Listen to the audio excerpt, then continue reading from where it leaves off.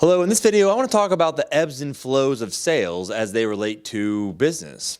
Well, I just got off the phone with one of my business consulting clients, and she was extremely concerned because she had 0 sales come through today on her website. Whereas yesterday she had 15 different orders come through, and 15 is a pretty good number for her. But she's been doing fantastic lately, but today nothing happened. And very concerned about that. And so I kind of wanted to talk a little bit about the ebbs and flows and the seasons, so to speak, of sales when it comes to business. And I'm going to talk about a couple of my wedding businesses, and then I'll even talk about my new retail space sales. Well, when it comes to the wedding business, for example, January was what they call bridal Christmas, because everyone gets engaged not everyone, most people get engaged in December. It's the biggest month for engagement. Well, in January, they are planning their weddings, and some of the first things they'll rent is the hall, photographer, and DJ. Those are kind of the top 3 of things that they would choose. So January was always my biggest month.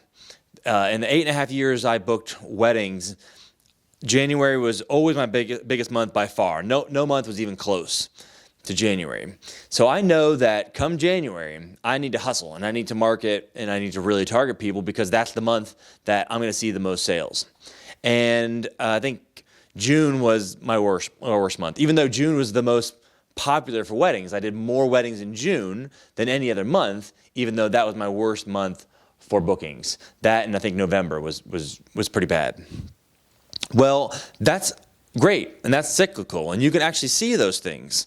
The party bus, though, however, that didn't have any pattern. And I was consistently booked, but every month was different. It's not like people would get engaged in December and say, hey, I need to rent a party bus for my bachelorette party in June. It didn't really work that way. And so that was kind of a last-minute booking, and there was no necessary there's not any patterns for that. But there are patterns for the other wedding stuff. And that's good to know. And I'll tell you one of my favorite stories. I was booking weddings for about 5 years. And one of the Augusts came along, and I didn't book one person.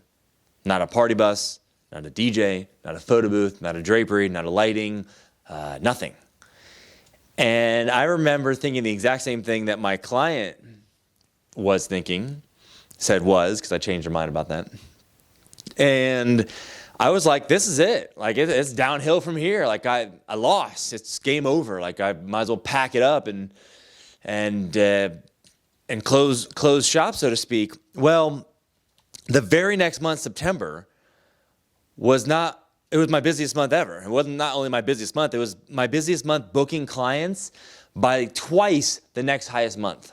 So I went from the worst month ever, not booking one person, $0, to and I'm not gonna tell you the numbers, but it was a great number, and it's just a good reminder that, like, hey, things happen, right? And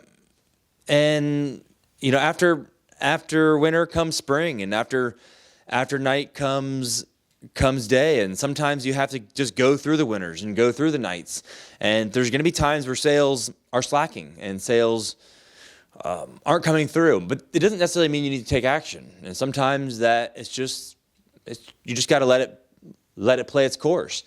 And even in my retail spaces, I only have 7 months of axe throwing numbers to look at, but it's the exact same as my escape room. In fact, they're very cyclical in the same way, where I know certain months are always going to be better than other months.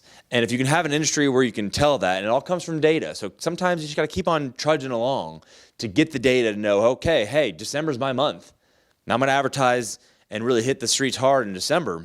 Whereas June, well, you know what? June it's not hot for me, and I'm going to be prepared for that. But even if you have a business where you don't have these certain months that peak, and you probably do, though. I mean, most places do. Don't worry about a bad day. Bad days are going to happen.